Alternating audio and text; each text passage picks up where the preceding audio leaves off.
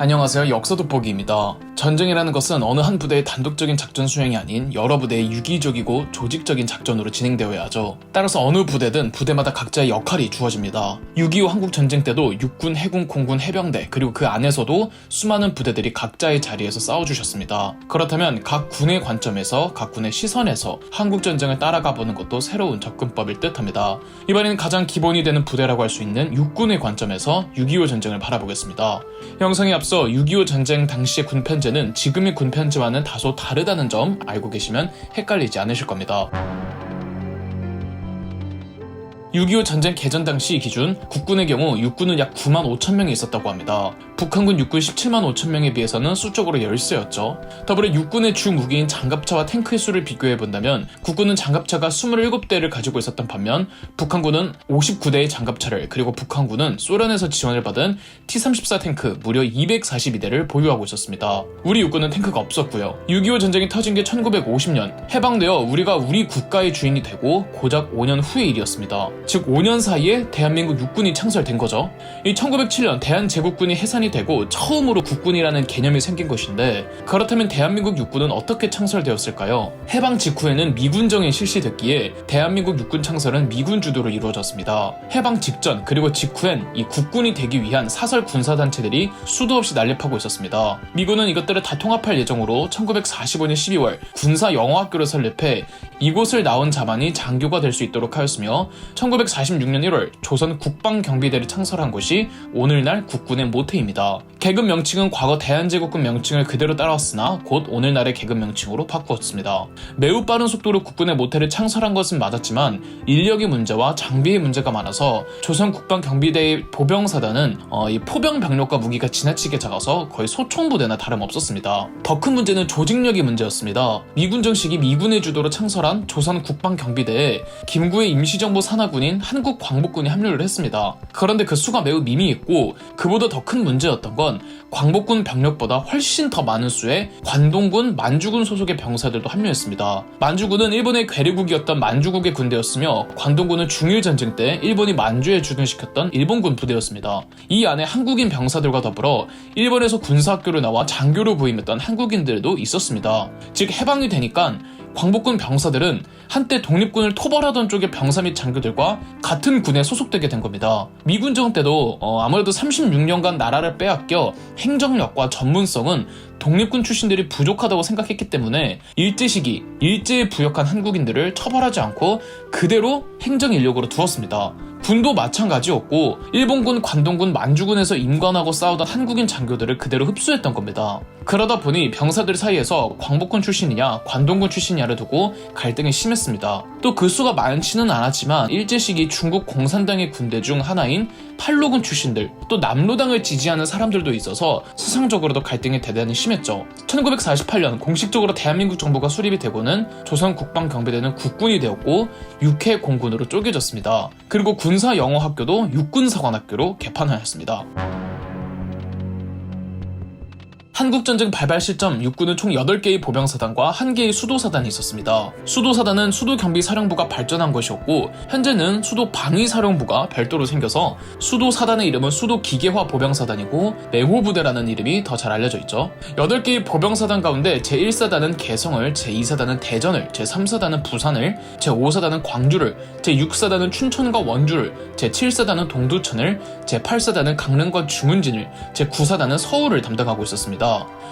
왜 개성을 지키고 있지? 싶을 수도 있겠지만 이때는 휴전선이 아닌 38선이 그어져 있을 때라 개성은 한국 영토였습니다. 그리고 왜 4사단은 없지 의아해하셨을 텐데 이 여수 순천 사건 때 반란을 일으킨 부대가 4여단과 14연대여서 4라는 숫자를 쓰지 않았답니다. 1950년 6월 25일 새벽 4시 4에서 5만 정도의 북한군 선봉대가 90대가 넘는 전차로 38선을 넘어 기습했습니다. 가장 서쪽 전선, 개성과 파주, 문산 쪽에서는 제1사단이 4일 정도 임진강 방어를 치르지만 수적으로 지나치게 열세였고 사단장이었던 백선엽 대령은 시흥에서 집결하라는 지시와 함께 철수를 명령합니다. 가운데 중부전선에서는 의정부 동두천에서 제7사단이 항전하고 나름 회심의 반격도 해보지만 북한군의 소련제 T-34 전차에 박혀 의정부와 동두천을 상실합니다. 강원도 쪽 동부전선에서는 춘천 원주에서 제6사단이 5에서 6일을 버티는데 성공합니다. 본뒤 북한군의 작전은 강원도 쪽 동부전선의 병력이 빠르게 진군하여 크게 돌아 서부 중부 전선에서 후퇴하는 국군의 테러를 막아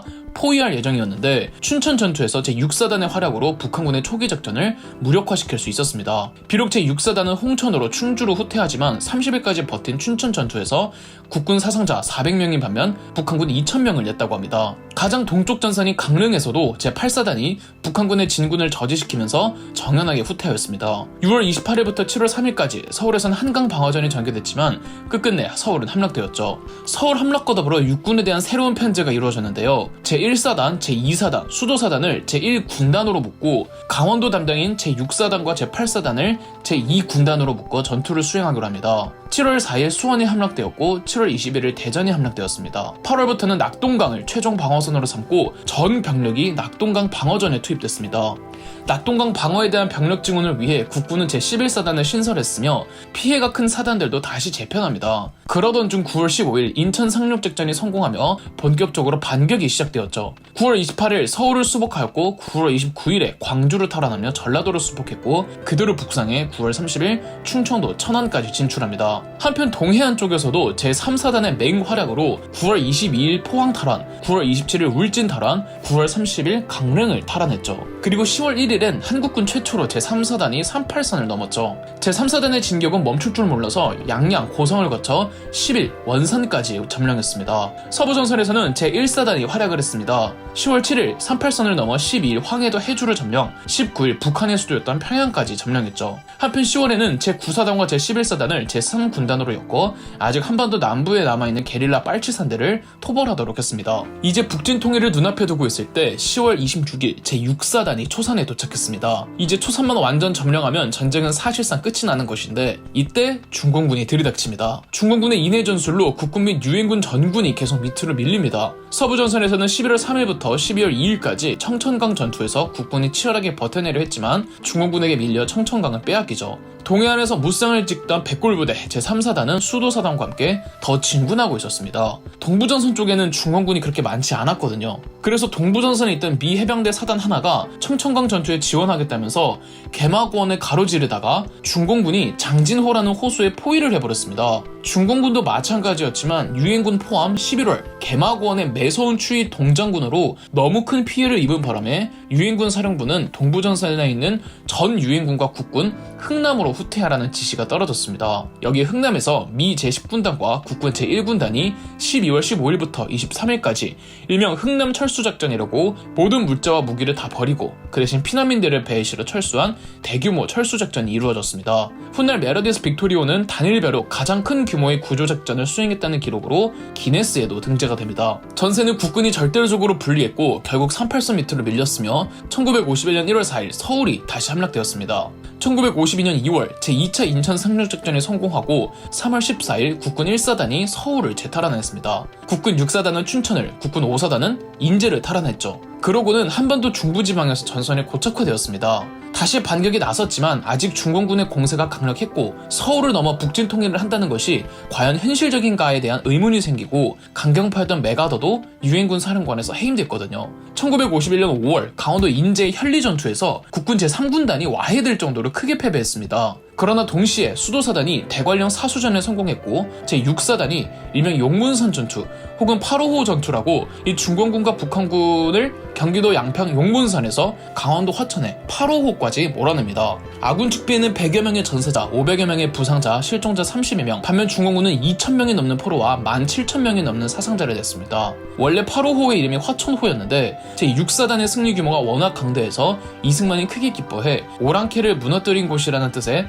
파로호로 이름을 바꾸었다고 합니다. 1951년 7월부터 휴전회담이 본격화됐습니다. 하지만 휴전 안건을 두고 시간이 아주 오래도록 지연됐고 그 사이에 어떻게든 서로 단 한 개의 고지라도 탈환한 상태로 휴전 협정을 맺고자 강원도 부근에서 매우 치열한 고지전이 전개됐습니다. 휴전 회담에서 가장 먼저 합의를 본 안건이 국경선은 기존의 38선이 아닌 현재의 군사분계선으로 삼는다 였거든요. 트루먼 대통령과 유엔군은 이른바 와이오밍 선이라고 연천 철원까지는 어떻게든 확보하고자 했습니다. 1951년 8월 피해 능선 전투, 9월에서 10월 단장의 능선 전투, 11월에서 12월 크리스마스 고지 전투, 1952년 7월 수도고지 전투, 10월 백마고지 전투, 1953년 7월 금성 전투 등 굵직굵직한 것만 꼽아서 이 정도이고 고지전에 벌어진 전투는 셀 수 없이 많았습니다. 대부분의 고지와 능선이 하도 폭격을 맞아 민둥산이 되었고 양측 다 시체로 진지를 구축할 정도였다죠. 특히 백마고지 전투는 열흘간 이 고지 하나의 주인 무려 24번이 바뀌었고 30만 발의 포탄이 사용되었다고 합니다. 중공군은 마약을 투약하면서까지 덤벼들었다고 하고요. 백마고지 전투에서 활약한 제9사단은 백마부대라는 별칭을 얻었죠. 이 백마고지의 제9사단 외에도 제2사단, 제5사단, 제6사단, 제7사단 등이 치열한 고지전을 펼쳤습니다. 이분들 덕에 오늘날의 휴전선이 그어진 겁니다. 더불어 이승만은 개전 초기부터 육군사단을 20개까지 늘릴 계획을 가지며 1952년 11월에는 제12사단과 제15사단을 신설하기도 했습니다. 그리고 1953년 7월 27일 밤 10시부로 모든 전쟁이 중단되었습니다. 전쟁이 끝난 시점에 육군 참모총장이었던 백선엽 장군은 전쟁 이전에 비해 완전히 다른 군대라고 말했다고 합니다. 육군사관학교 자료에서는 한국 전쟁을 통한 육군의 발전에 대해 비록 육군의 변화가 미군 주도로 진행되었고 당시 미 육군의 모습을 모방한 결과라고도 설명할 수 있지만 대한민국 육군의 입장에서 고찰하면 이러한 변화는 군사 변혁의 모습이었다. 우리 군에게는 새로운 무기체계인 전차와 포병들을 중심으로 한 조직의 개편과 더불어 작전 수행 개념도 화력과 기동의 통합 전투력을 발휘하는 군대로 변화되었으며 이를 이끌어갈 장교단에서도 획기적인 체질 개선이 성공적으로 이루어졌던 것이다. 이를 통해서 대한민국 육군은 경비대에서 진정한 군대로 탈바꿈하였던 것이다 라고 평가하고 있답니다. 이번엔 해군의 관점에서 6.25 전쟁을 바라보겠습니다. 대한민국 해군 역시 해방 후 미군정 주도로 1946년 조직되었던 조선국방경비대를 모태로 하고 있습니다. 조선국방경비대에서 6회 공군이 갈라져 나왔죠. 조선국방경비대에는 훗날 육사의 전신이 되는 군사영어학교 출신의 장교들과 광복군, 관동군, 일본군 등 출신의 병사들이 혼재해 있었는데요. 거의 전부가 육군이었습니다. 그나마 관동군과 일본군 출신들이 있기는 했지만 전문성이 유독 필요한 해군이나 공군은 이제 갓 독립한 국가에서는 불모지나 다름없었는데요. 이때 해군 창설에 정말 크게 기여한 한 사람이 있었습니다. 이분이 없었다면 대한민국 해군 창설은 훨씬 더 지연됐을 텐데요. 바로 해군의 아버지라고 불리는 손원일 제독입니다. 손원일 제독의 아버지가 독립운동을 하셨으며 아버지를 따라 중국 상하이에서 10대 시절을 보냈는데 상하이에 있던 세계의 여러 해군과 군함들을 보고 바다를 동경했다고 합니다. 손원일 제독은 난징중앙대학교 항해과를 졸업한 후 항해사로서 바다 인생의 시작점을 끊습니다. 독일에서도 오래도록 일하면서 항해사로서의 실력과 명성을 쌓았다고 합니다. 상하이로 돌아온 후에는 식료품 사업으로 큰 수익을 내기도 했습니다. 그러나 손원일 제독은 바다로 나갈 꿈을 포기하지 않고 있었으며 해방이 되자 귀국 후 사업으로 벌어들인 돈을 투자해서 1945년 11월 해방병단을 조직하는데 이 해방병단이 오늘날 대한민국 해군의 시작입니다. 미군정이 조선국방경비대를 조직하기도 전이었죠. 1946년 미군정이 조선국방경비대를 만들고 해군 창설을 위해 국방경비대 예하에 조선해안경비대를 조직했는데 미군 입장에서는 항해사로서의 경력도 길고 해방병단을 사적으로도 조직할 정도의 항해 능력을 갖춘 손원일이 있으니 손원일을 섭외해 조선해안경비대의 총사령관으로 임명했습니다. 그러나 감투는 받았으나 현실은 녹록지 않았습니다. 이제 막 독립한 나라에 배가 어디 있겠어요. 해군이 있는데 배가 없는 거예요. 그럼에도 손원일은 투자와 지원을 어떻게든 얻어내어 조함청을 만들고 훗날 해군사관학교의 전신이 되는 해군병학교를 설립하고 주요 항구 도시에 초보적이나마 기지의 부지를 마련하는 등 해군 조직의 기틀을 마련하기 위해 애를 썼죠. 조선해안경비대는 진해를 가장 중요한 거점으로 삼고 해안경비 및 훈련에 나섰는데 물론 이들이 탔던 배는 경비정 정도이지 군함은 아니었습니다. 1948년 대한민국 정부가 공식적으로 수립되면서 조선국방경비대는 국군 육군으로 개편, 예하부대였던 조선해양경비대는 대한민국 국군 해군으로, 해군병학교는 1949년 해군사관학교가 됩니다. 손원일 제독은 초대 해군 참모총장이 되고요. 1949년 9월 손원일 제독의 강력한 주도로 대한민국 해군이 처음으로 구입한 군함이 PC-701 백두산함이라는 600톤급 구잠함이었습니다. 구잠함은 잠수함을 탐지해서 대적하는 대잠함정을 말합니다. 비록 엄청난 성능을 자랑하는 수준은 아니었지만 장교, 병조장들, 하사관들, 수병들이 월급의 일부를 해군 부인회의 바자회 사업과 일반 국민들의 성금으로 마련한 돈으로 구입한 우리나라가 최초로 구입한 전투함이었다는 점에서 의의가 크죠. 더불어 손원일 제독이 멋있는 게 독립운동에 이바지한 집안답게 일본군 출신들을 해군에 거의 등용하지를 않았습니다. 손원일 제독은 더 많은 전투함들을 사들여야 한다고 생각해 해외를 이리저리 뛰어다녔습니다. 그렇게 미국에 있을 때 6.25 전쟁이 발발하죠. 6.25 전쟁 개전 당시 기준 대한민국 해군은 해병대 포함해서 6,900명 정도, 북한군 해병은 1만 명 정도였습니다. 함정의 수도 북한 함정이 대한민국의 함정보다 3배 정도 더 많았죠. 당시 대한민국의 해군 기지로는 목포, 묵호, 부산, 인천, 군산, 포항, 진해에 있었습니다. 6.25 전쟁이 발발하던 그날 새벽, 북한군 육군이 내려오는 것에 맞춰 북한군 해군도 동해바다를 통해 내려오기 시작했습니다. 어느 날 동해 묵호항이 있는 묵호 경비대 앞에 이 옥계 해상에 북한군의 무장수송선 3척을 발견하고는 YMS-509 가평정이 출동합니다. YMS-509 가평정은 수중 지뢰를 탐지 및 제거하는 소해정입니다. YMS-509 가평정은 50분간 북한군 수송선 3척과 교전을 벌인 끝에 한 척을 격침시키고 한 척을 납포하자 나머지 한 척이 후퇴를 하면서 초기 북한 해군의 동해 진출을 저지시켰습니다. 이 해전이 6.25 전쟁 첫 해전이자 첫 승리를 거둔 옥계 해전입니다. 하지만 북한 해군의 침투 시도는 이건 그저 맛보기에 불과했습니다. 북한 해군의 목표는 동해바다를 통해서 부산을 공격하는 것이었습니다. 육군이 밀고 내려가면은 국군이나 유엔군이나 결국은 부산으로 밀릴 것이고 또 유엔의 각종 물자와 병력을 지원받을 때는 당연히 부산항을 이용하기 때문입니다. 북한군은 무려 1000톤급 무장수송선 한 척에 600명의 북한군을 싣고 부산으로 향합니다. 이때 대한해협 근처에 우리나라 최초의 전투함 PC-70의 백두산함이 있었고 북한 무장수송선을 탐지했다는 소식이 전해지자 바로 출동합니다. 이때까지 아직 손원일 제독이 미국에서 귀국하지 않았을 때여서 총참모총장이었던 김영철 대령이 대리지휘를 했습니다. 600톤급 백두산함이 그것도 중고라 한 포가 녹이 쓸어 제대로 작동하지 않으면서도 김영철 대령이 지휘하에 분투를 했고 작동하는 한 포를 25발을 쏴서 5발을 맞추었고 특히 적선의 마스트를 맞춘 게 결정적이어서 북한 무장수송선이 그대로 침몰해버렸습니다. 이 해전이 대한해협 해전입니다. 배가 침몰했으니 적군은 전원 전사했을 것이고 아군 축피에는 2명의 전사자와 2명의 부상자가 나왔습니다. 백두산함이 이 고성능의 최신 전함도 아니거니와 열악한 환경에서도 그것도 실전 경험 한 번도 없는 승조원들이 이처럼 큰 승리를 거둘 수 있었던 건 김영철 대령의 현장 지휘와 손원일 제독이 그간 쌓아놓은 각고의 노력 덕분이었죠. 육군이 낙동강까지 밀렸던 걸 생각을 한다면 이걸 만약에 못 막아서 부산에 북한군이 상륙했다면 전쟁은 얼마 안 가 바로 우리의 패배로 끝났을 것입니다. 손원일 제독은 귀국을 하자마자 인천 상륙작전을 준비합니다. 한국 함정은 PC-70인 금강산함을 포함해 15척이 투입이 됐습니다. 원래 한국 해군은 참여를 안 하는 것이었는데 손원일 제독이 메가더를 설득해서 이 기념비적인 작전에 한국 해군을 참여시켰던 거죠. 유엔군 최고지휘관은 메가더, 국군 최고지휘관은 손원일 제독이었는데 원래는 손원일 제독은 기함에 승선을 해서 작전을 지휘하는 역할이었는데 전투 도중에 손원일 제독이 연락이 안 되는 겁니다. 알고 보니 어차피 총 지휘권은 유엔군에 있는 거 손원일 제독이 직접 소총 들고 인천 상륙작전을 하고 있는 거였죠. 그리고 서울 수복할 때까지 손원일 제독은 직접 병사들과 같이 뛰었습니다. 서울 수복 후 국군과 유엔군은 수도 서울을 탈환했다라는 포고문을 처음 발표한 사람도 손원일 제독이었습니다. 인천 상륙작전 이후 육군의 북진과 더불어 해군도 맞춰 북진을 했고 장전, 원산, 진남포 등의 해군 전진기지를 설치하였습니다. 이후로는 주로 기뢰를 소해하는 작전을 주로 펼치죠.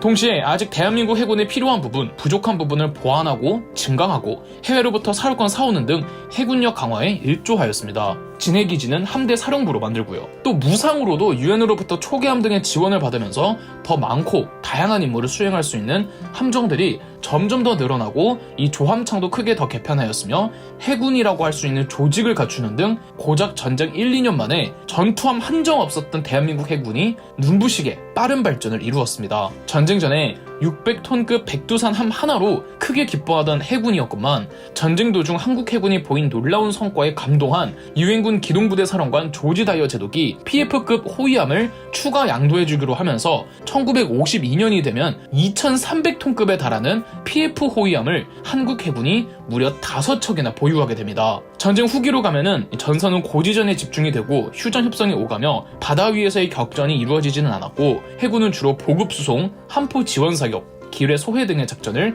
이어나갔습니다. 전쟁이 끝나고도 한국 해군은 발전을 멈추지 않아 동해의 제1함대, 서해의 제2함대, 남해의 제3함대까지 확장시켰으며 해외 파병까지 갈 정도로 강력한 해군이 되었죠. 그리고 함정 역시 어디에서 꿀리지 않을 정도의 수준으로 진화하였습니다. 6.25 전쟁이 육군 위주의 전투 중심으로 알려져 있다 보니 타부대의 영웅적인 활약상이 잘 전해지지 않지만 대한해협 해전을 비롯해 해군의 역할도 매우 컸기에 3년을 우리가 싸울 수 있었던 겁니다. 이번엔 공군의 관점에서 6.25 전쟁을 바라보겠습니다. 대한민국 공군 역시 해방 후 미군정 주도로 1946년 조직되었던 조선 국방경비대를 모태로 하고 있습니다. 조선 국방경비대에서 육해 공군이 갈라져 나왔죠. 조선 국방경비대에는 훗날 육사의 전신이 되는 군사영어학교 출신의 장교들과 광복군, 관동군, 일본군 등 출신의 병사들이 혼재해 있었는데요. 거의 전부가 육군이었습니다. 그나마 관동군과 일본군 출신들이 있기는 했지만 전문성이 유독 필요한 해군이나 공군은 이제 갓 독립한 국가에선 불모지나 다름없었죠. 공군 창설에 대해서는 임시정부 때부터 안창호 주도로 끊임없이 제기되고 있었습니다. 일제강점기 해외에서 조종을 배우고 온 조선인 파일럿들도 있었고요. 하지만 아직까지 임시정부 단계인 상태에서는 항공기를 구입하거나 만들 역량은 없었죠. 해방이 되고 미군정이 시작하면서 본격적인 공군 창설에 대한 논의가 이어집니다. 1946년 조선 국방경비대가 처음 조직됐을 당시에는 만들어지지 않았다가 1948년 5월이나 되어서야 조선 국방경비대 소속의 항공부대가 설치되었습니다. 이때 해군의 모태가 되는 조선 해양경비대는 국방경비대 산하에 독립된 부대였고 항공부대의 경우에는 육군 소속이었습니다. 대한민국 정부가 들어서고는 조선 국방경비대는 육군으로, 산하였던 조선 해양경비대는 해군으로 독립하였습니다. 이때도 공군의 개념은 없었고 육군 예하에 항공국을 설치를 했으나 이 공군도 별도로 독립시켜야 한다는 여론에 1949년 10월, 그러니까 6.25 전쟁 터지기 8개월 전에 대한민국 공군이 별도로 독립하였습니다. 공군 독립의 과정에서 주도적인 역할을 한 장교들이 최용덕, 김정열, 김영환, 박범집, 이근석, 장덕창, 이영무 등 공군 창설 7인이었습니다. 이 중 대장격은 최용덕 장군이었는데요. 해군에 손원일 제독이 있었다면 공군엔 최용덕 장군이 있었습니다. 한국 광복군 출신의 최용덕 장군은 중국에 있을 때 육군 군관학교와 보정 항공학교를 수료하며 항공인으로서의 길을 걷습니다. 최용덕은 중국 국민당 산하부대의 항공대에서 활약하는 등 베테랑급 파일럿이었습니다.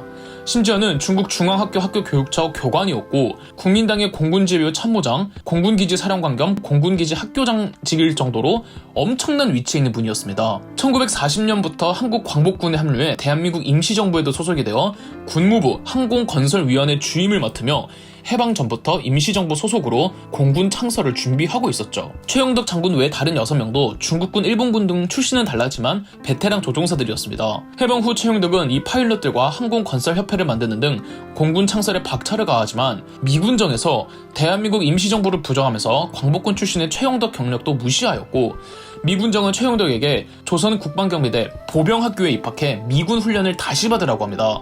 이전까지 장군대우 받던 사람인데 다시 훈련소 가라니. 이 매우 치욕적인 일이었지만 최용덕 장군은 이순신 장군의 백의 장군을 빗대며 50세의 나이로 임관했고 1948년 대한민국 정부가 들어섰을 때 초대 국방부 차관이었으며 1949년에는 육군 항공사관학교를 세웠고 10월 공군은 육군으로부터 독립, 공군사관학교도 육군으로부터 독립시키는데 이바지하였습니다. 공군 창설은 정말 무에서 유를 창출한 것이라 별도로 독립은 했으나 군복이나 장비 관련해서는 정말 찢어지게 빈약했습니다. 그리고 공군 창설 8개월 후 6.25 전쟁이 발발하죠.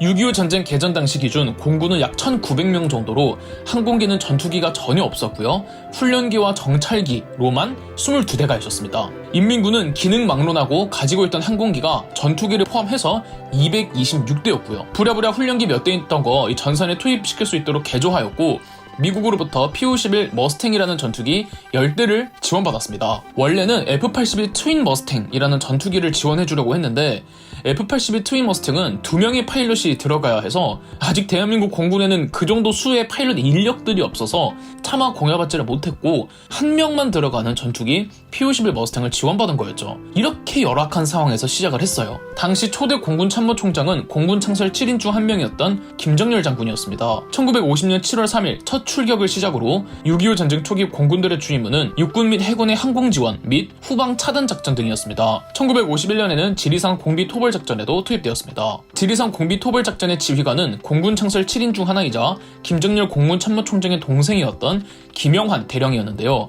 미군기와 같이 폭격 작전을 수행하던 도중에 이 폭격지가 합천의 해인사인 것을 보고 폭격 작전 지시를 거부합니다. 즉 항명을 한 거죠. 대원들에게 폭격 중지 명령을 내리고 심지어 위협 사격을 가해서 아군 항공기들을 쫓아내기까지 합니다. 김영환의 작전 항명은 문제가 되기도 했으나 김영환 대령은 해인사에는 700년을 내려온 우리 민족 정신이 어린 문화재가 있다. 2차 세계대전 때 프랑스가 파리를 살리기 위해 프랑스 전체를 나치에게 넘겼고 미국이 문화재를 살리려고 교토를 폭파하지 않은 이유를 상기해 주시기 바란다며 해명했고 덕분에 해인사와 8만 대장경을 구해낼 수 있었습니다. 한국전쟁기 공군의 전투는 아무래도 미군이 대부분 주도하는 가운데 한국 공군이 참여하는 형태였습니다. 한국 전쟁 당시 미군의 폭격은 실로 어마어마했습니다. 폭격 지휘관이 다름 아닌 커티스 르메이였는걸요. 커티스 르메이는 2차 세계대전 당시 일본의 무차별 폭격 세례를 퍼부어 일본 본토를 탈탈 털었으며 본인이 털기로 마음먹은 곳은 석기시대로 만들어버리겠다고 말하고 다녔던 커티스 르메이는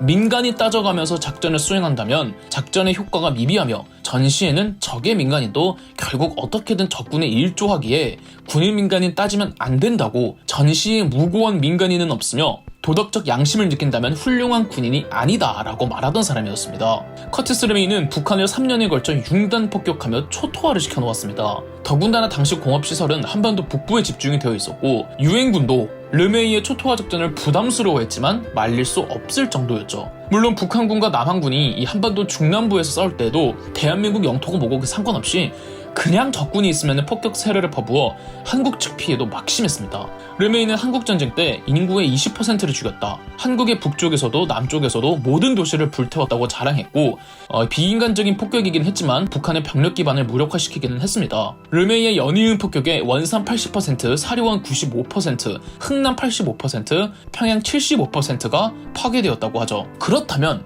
북한군 공군은 한 게 없을까요? 개전 당시에는 북한군 항공기가 무려 200대가 넘었잖아요.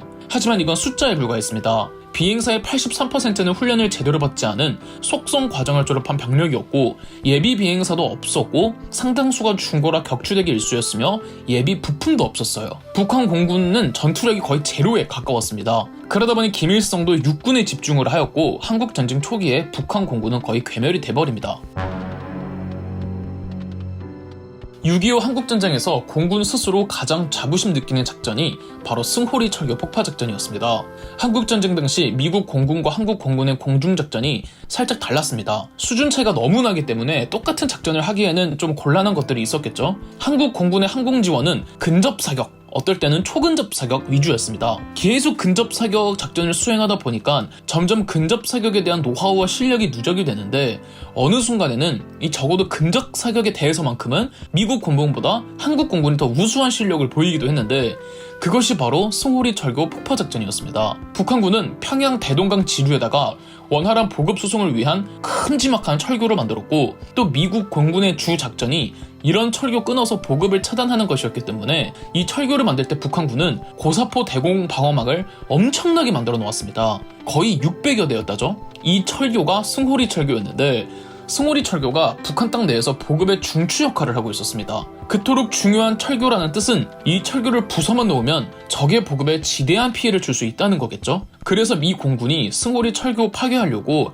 무려 500번이나 출격하지만 다 실패합니다. 북한군의 고사포 무기가 너무 많고 너무 강력했어요. 또 높은 하늘에서 철교를 명중시키기도 어려웠고요. 융단 폭격도 소용이 없었어요. 이때 한국 공군의 김신대령이 한번 해보겠다고 하자 어차피 승호리 철교 폭파 작전을 거의 포기한 상태였기 때문에 믿져봐야 본전이지라는 식으로 한국 공군에게 맡깁니다. 1952년 1월 12일에서 15일에 이 한국 공군이 나서기로 합니다. 작전 지휘는 처음에는 김두만 소령이 나중에는 윤석열 대위가 맡았는데 한국 공군은 폭격 작전을 바꾸기로 합니다. 한국 공군이 그동안 해왔던 거 적어도, 그런데 적어도는 매우 위험한 작전입니다. 윤석열 대위는 목숨 걸고 명중률을 높이자며 초저공으로 급강화 폭격을 했고 미군 공군이 500번을 해도 실패한 것을 한국 공군은 3번 출격 만에 승호리 철교를 폭파시켜버렸습니다. 나날이 발전하는 한국 공군, 6.25 전쟁 후반 고지전으로 고착화되었을 때도 한국 공군은 항공 지원 작전을 하며 큰 역할을 했습니다. 한국 전쟁 발발했을 때 한국 공군의 전투비행단은 제1전투비행단 딱 하나였습니다.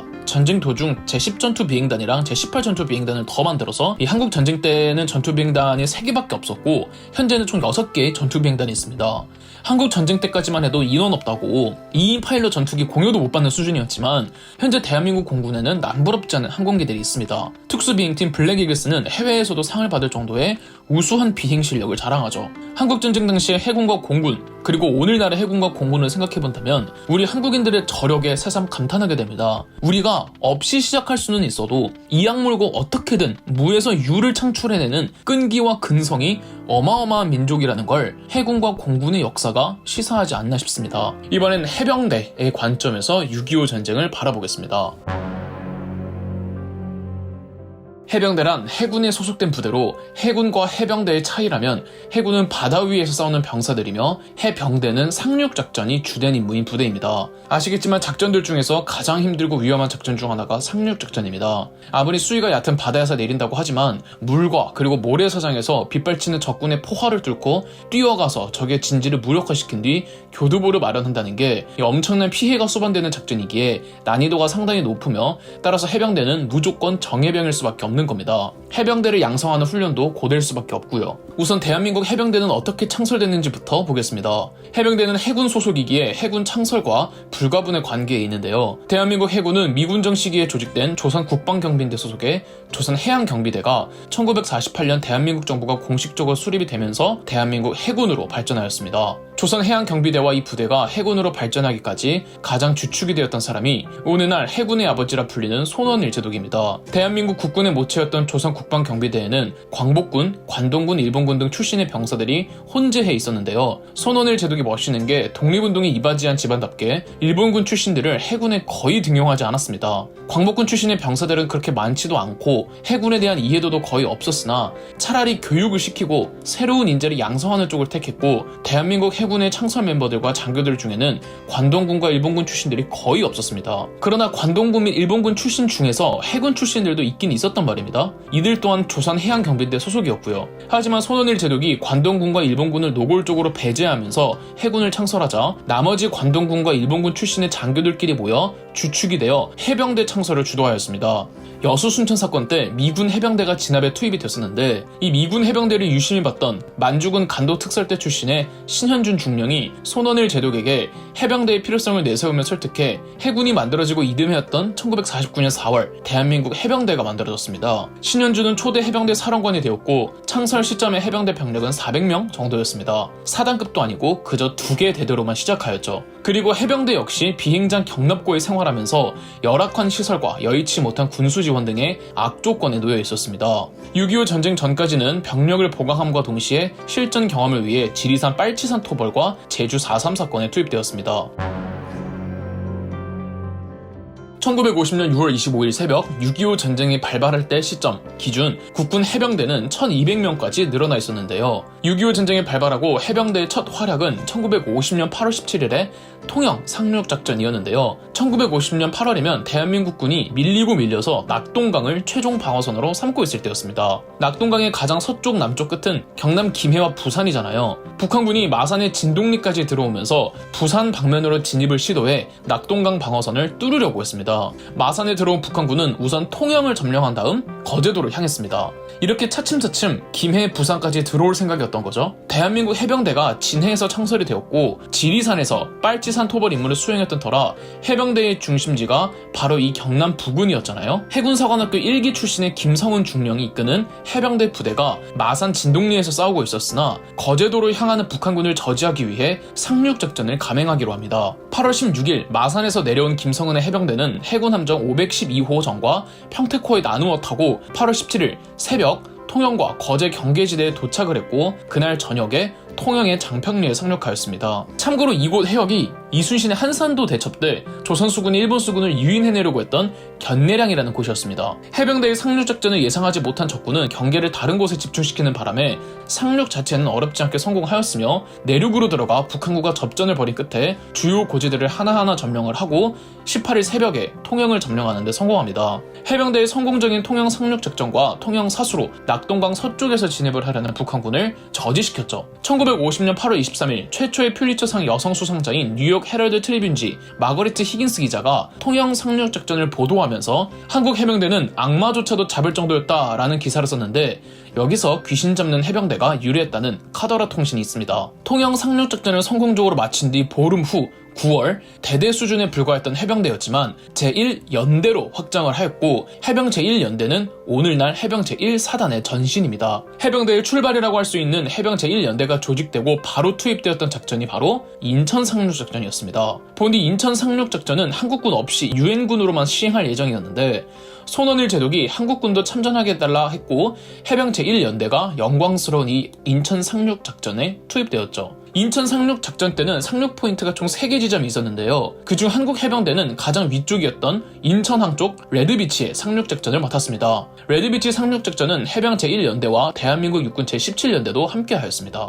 해병 제1연대는 인천 완전 점령과 서울 진출까지 계속 작전을 수행을 하였습니다. 인천 상륙 작전에서부터 서울 수복까지 해병대의 공이 매우 컸기에 이승만 대통령이 크게 기뻐했다고 하며 해병대의 어느 한 대대장의 생일에 맞추어 이승만이 직접 헬기를 타고 가서 생일 케이크를 선물했을 정도로 해병대에 대한 이승만의 신뢰가 무한했습니다. 해병대는 그 기대와 신뢰에 부응을 했는데요. 국군과 유엔군이 북진을 할 때 해병대도 동해안을 따라 북진을 했고 원산과 함흥에서도 상륙작전에 성공해 우리 육군이 더 진격할 수 있도록 큰 역할을 했습니다. 하지만 중공군의 개입과 더불어 국군과 유엔군이 전부 퇴각할 때 해병대 역시 퇴각하였습니다. 1951년 1월 4일 서울마저 다시 빼앗기죠. 이에 1951년 2월 10일 국군의 해군과 해병대 1개 중대가 오로지 국군만의 힘으로 제2차 인천 상륙작전을 감행해 교두보를 확보했습니다. 상륙을 한 해군과 해병대는 곧장 인천시청까지 진격을 했고 다음날 2월 11일 지원부대가 도착하여 인천을 탈환합니다. 이로써 전선이 중부지대로 고착화되었는데요. 이에 따라 유엔군과 국군은 전략도서 확보작전을 계획합니다. 서해와 동해상, 전략적 요충지인 섬들을 하나하나 확보하자는 것이었는데요. 유엔군과 한국 해병대가 나서서 서해상에서는 교동도, 백령도, 대동강의 석도 등을 확보했고 동해상에는 영흥만해 일대에 여도, 황토도 등을 점령해 원산 방면의 진격을 도모했습니다. 해병대의 전략도서 확보작전은 성공적이었고 휴전협정이 체결되는 날까지 계속 주요 도서들을 쥐고 있었습니다. 서해 5도와 강화도 부근 도서들이 현재까지 대한민국 영토인 것은 이때 해병대가 서해상에서 점령하고 계속 장악하고 있었기 때문인 겁니다. 이 전선이 강원도 방면의 고지전이 주전장이 되면서 해병대도 이 고지전에 투입되기도 하였습니다. 대표적인 전투가 도솔산 전투인데요.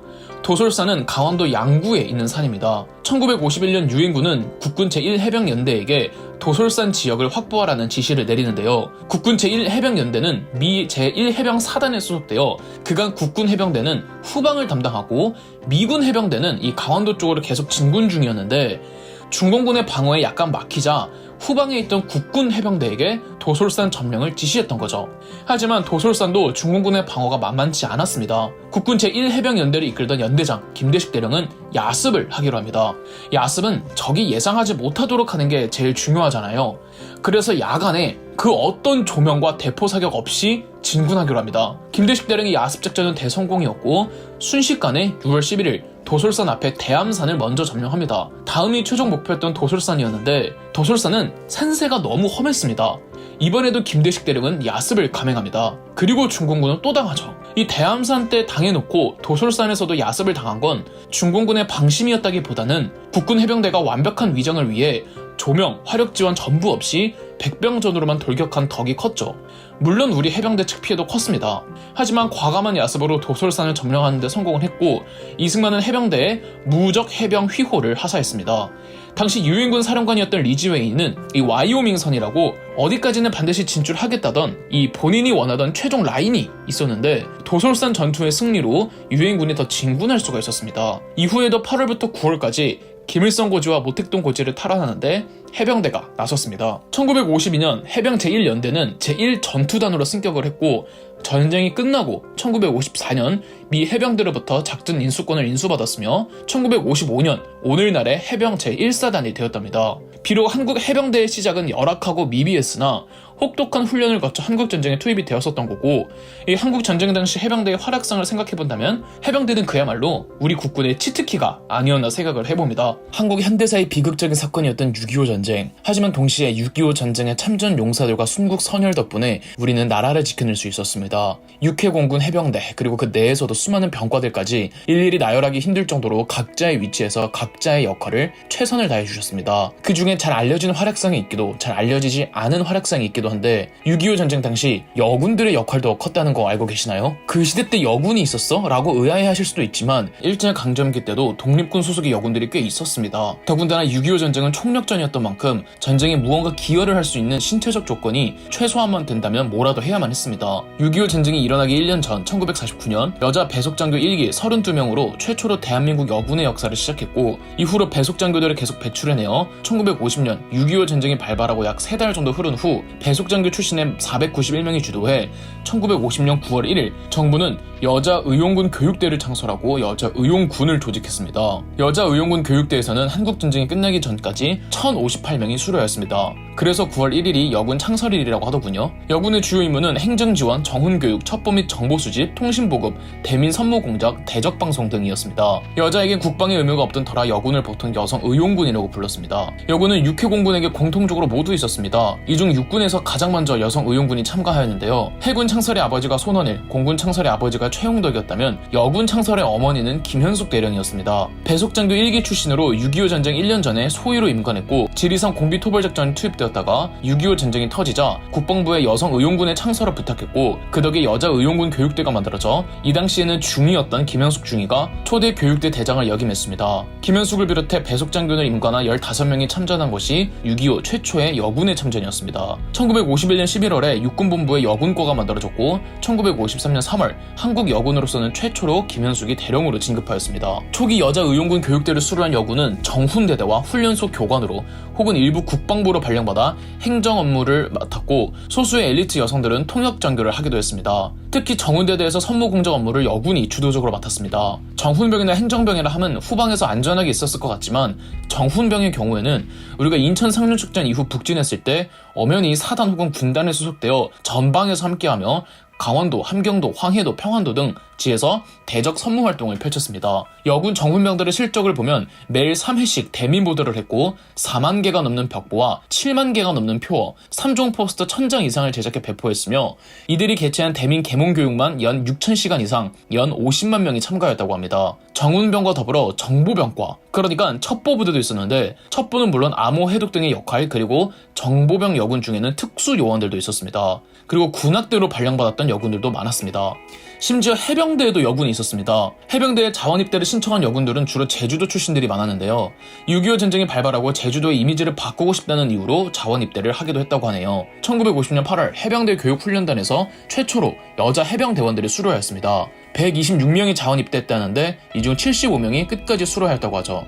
해병대 여자의용군들은 해군 본부와 통제부로 발령을 받아 간호원, 홍보요원, 예비사무원의 업무를 수행했습니다. 공군에도 여군들이 있었는데요. 일제강점기 때도 권기옥이라는 최초의 한국 여성 파일럿이 있었잖아요. 권기옥 조종사는 최영덕 장군과 함께 일제 시기 같은 항공부대에서 일본군과 싸웠습니다. 해방 후 대한민국 국군 창설에도 이바지했으며 6.25 전쟁 내내 국회의 국방위원회 전문위원이었습니다. 공군 내 여군 창설에 직접적으로 주도했던 사람은 중위 이정희 파일럿으로 1948년에서 49년 사이 1년간 이정희 중위는 27개의 여자 중학교를 돌아다니며 학교장 추천을 받아 항공 분야 파일럿 희망자들을 뽑아 훈련시키기도 했습니다. 1949년 2월 15일 여자 항공 교육대를 만들었고, 이정희 중위는 교육대장으로 이 교육대에서 1기로 15명을 공군의 여군으로 입대시켰습니다. 1949년 10월 공군이 육군에서 별도로 나오자 여자 항공 교육대는 여자 항공대가 되었고, 기상 및 통신 업무를 도맡았다고 합니다. 그런데 6.25 전쟁이 터지자 국방부는 여자 항공대원들에게 일방적으로 귀가 조치를 내렸고, 자택에서 대기를 하던 이정희 중위는 서울을 점령한 북한군에게 납북되었고, 오늘날까지도 행방을 알 수가 없습니다. 귀가 조치를 내렸음에도 귀가 명령을 거부하고 공군본부에 어떻게든 남겠다며 복무한 여자 항공병들도 있었다고 합니다. 인천 상륙작전 즈음 공군본부는 다시 복귀 명령을 내려 26명이 비행단 혹은 공군본부로 발령받아 인사, 군수, 정훈, 재무 등의 업무를 맡았습니다. 소위나 하사 계급의 여군도 나오면서 이들은 기상대와 통신대에 배치받았습니다. 역시 여군들이 가장 활약했던 분야는 간호장교로서였습니다. 간호병력은 별도로 존재하는 것이 아니라 육해공군 각각에 모두 소속되어 있는 병과랍니다. 6.25 전쟁 때는 공군의 경우만 특수하게 간호장교가 아닌 간호군무원을 두었죠. 6.25 전 1948년 5월 1일 제1육군병원이 만들어졌고, 기존 간호사들을 발탁해서 간호장교로 임관시켰습니다. 1948년 8월 26일 31명이 최초 간호장교로 임관했죠. 6.25 전쟁 발발 시점 기준 육군병원 5개, 해군병원 2개, 공군병원 1개였고, 군의관과 간호장교 250명, 하사관과 병은 1,400명 정도였습니다. 병원 시설은 절대적으로 부족했고, 임시 천막을 치고 환자들을 치료하는 등 조건이 열악했습니다. 의약품도 장비도 빈약하게 짝이 없었죠. 국방부에서는 지속적으로 병원을 증설하며 간호장교 인력을 지원했고 한국전쟁 전체 참전한 간호장교 총 인원은 1257명, 일일 평균 22,800명의 환자를 간호했다고 합니다. 민간 간호사들도 지원을 해주었기 때문에 실제 간호 인력은 조금 더 많았을 겁니다. 6.25 전쟁 때 활약한 유명 간호장교로 오금손 대위가 있습니다. 오금손 대위의 아버지가 독립운동가였으며 그녀 역시 10대 때 광복군에 입대했었다고 합니다. 해방 후에 간호사 자격증을 따고 간호사 일을 하고 있었는데 국방부에서 간호장교를 발탁한다는 소식에 지원하여 간호장교로 임관한 후 육군 간호장교를 배치받았습니다. 한 번은 북한군 1개 분대와 마주친 적이 있었는데 이때 오금손 대위가 혼자서 북한군 6명을 사살했다고 합니다. 1952년 4월 고지전에서는 포로로 붙잡힌 적이 있었는데 치아와 손톱, 발톱을 뽑히는 고문을 당했다고 합니다. 아군 폭격기가 북한군 진영을 폭격할 때 겨우 탈출했지만 오른쪽 다리에 관통상, 허리에 파편이 박혔다고 하고 강원도 화천의 8호호에 시체들 사이에 있다가 겨우 구조되었다고 합니다. 6.25 전쟁 당시 정식 군인이 아닌 유격대로 참전했던 여성들도 있었습니다. 임진왜란으로 비유하면 의병 같은 개념이죠. 자발적으로 자경단을 조직하여 주로 게릴라전을 수행했던 이들인데 성별 불문, 한국전쟁 기간 약 2만 명의 유격대원들이 있었던 것으로 추정됩니다. 남한의 남로당 출신의 빨치산들이 있었던 것처럼 북한 땅에도 비밀리에 반공 유격대가 있었습니다. 대표적으로 개마고원 유격대가 있었는데요. 이들은 북한군 테러 차단, 폐잔병 소탕, 그리고 유엔군과 국군이 북진했을 때도 함께 협조를 했고 중공군 개입 후에는 함께 남한으로 후퇴하여 계속 싸움을 이어나갔는데 이 중에는 여성 유격대원들도 있었고 이들은 간호, 보급지원, 정보수집, 대민선전 등의 업무를 수행했으며 직접적으로 전투를 했던 전투원들도 있었습니다. 그리고 여성 학도병도 있었는데요. 학도병 자체가 있어서는 안 되지만 6.25 때는 워낙 물량면에서 부족하다 보니 학도병들까지 동원을 했는데 이 학도병들은 정식 군인이 아니라 군번이나 군번줄을 받지 못했습니다. 6.25 전쟁 발발 3일 후였던 6월 28일 200명의 비상 학도대가 처음 그 시작이었는데 주로 후방 교란 작전을 맡았죠. 1951년 2월 28일 학교 복귀령과 3월 16일 모든 학생은 학교로 복귀하라는 이승만 대통령의 담화 이전까지는 학도병들이 계속 투입됐습니다. 집계가 가능한 여학생 학도병들로는 동부전선에 배치되었던 여학생 31명, 낙동강 방어전에 투입되었던 여학생 20에서 30명 정도, 그 외에도 후방에 더 많은 여학생 학도병들이 있었고 심지어 비밀 결사대 학도병들도 있었습니다. 춘천에서 지하활동을 하던 여성 학도병 이화여대 이재숙 학생이 있었는데 1950년 8월 춘천 곳곳에 괴뢰군들아 유엔군의 철퇴가 내리기 전에 물러가라 라고 쓰는 플랜카드를 걸다가 북한군에게 체포되어 총살당했다고 합니다. 훗날 여성 참전사 연구가 진행될 때 참전 용사 중 오장경 예비역 중량의 제보문에는 이렇게 써 있었습니다. 중대장은 지도를 펴놓고 말하기를 이 지점에서 군예대 여고생이 전사하는 순간 대한민국 만세를 부르는데 뼈를 찌르는 듯 하더라는 말을 끝으로 목 놓아 울더이다. 동석했던 소대장, 인사기까지 흐느껴 울었습니다. 이 소녀의 최후의 만세 소식은 위기에 처한 용사의 사기를 드높여 용기와 적개심, 복수심을 불러일으켰습니다. 이처럼 6.25 전쟁 때는 여군들의 활약도 남달랐습니다. 국방부 군사편찬연구소에서는 당시 여군에 대해 이렇게 평가했습니다. 육해공군의 자원입대 형식으로 참전하여 군사활동을 벌인 호국의 여군과 민간인 신분으로 국군 및 유엔군의 작전에 기여한 여성들이 있었기에 오늘날의 여군도 존재한다고 할 수 있다. 6.25 전쟁 중에 여군은 규모가 작고 그 숫자가 미미했음에도 불구하고 어려운 환경과 조건을 극복하고 여군이 성장 발전할 수 있는 기틀을 마련하였다.